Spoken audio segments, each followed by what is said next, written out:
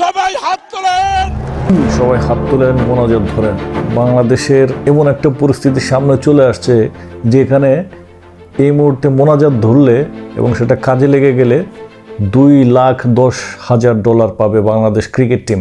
এবং সেটা কিভাবে, সেটা ইংল্যান্ডকে জাস্ট হারতে হবে। এই জন্য বাংলাদেশের ক্রিকেটার, ভক্ত, সমর্থক সবাই এখন মোনাজাত ধরছে যাতে ইংল্যান্ড তাদের নিজেদের শেষ ম্যাচে সাউথ আফ্রিকার কাছে হারে। আর এই হারের কারণেই বাংলাদেশ এবারের আইসিসি চ্যাম্পিয়ন্স ট্রফিতে ষষ্ঠ স্থান থেকে শেষ করবে।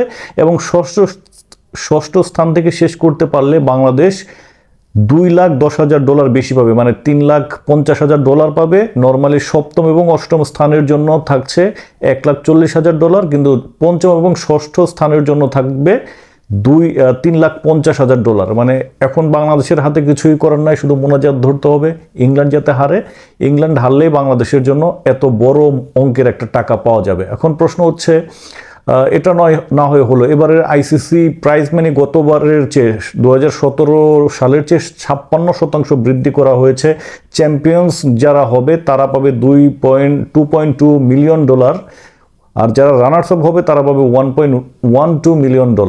আর যারা সেমিফাইনালিস্ট হবে, চতুর্থ এবং পঞ্চম, তৃতীয় এবং চতুর্থ, তারা পাবে $556,000। আর পঞ্চম এবং ষষ্ঠ স্থানের জন্য থাকছে $3.5 লাখ।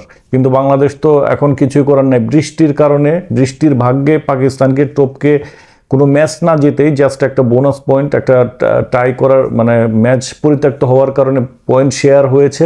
সেটার কারণে বাংলাদেশ কোনো মতে পাকিস্তানকে টপকে এই গ্রুপে আর কি তৃতীয় স্থানে আছে। এখন ওই গ্রুপ থেকে আফগানিস্তান তো যেহেতু ভালো খেলছে, এবং আফগানিস্তান যদি হেরে যায় তাহলে লাভ হবে না, কিছুই হবে না, জিতলেও কিছু যায় আসে না। কিন্তু ইংল্যান্ডকে হারতে হবে। ইংল্যান্ড যদি হারে তাহলেই ওই হারের সাথে সাথে বাংলাদেশ দলের জন্য $2,10,000 এক্সট্রা যোগ হয়ে যাবে।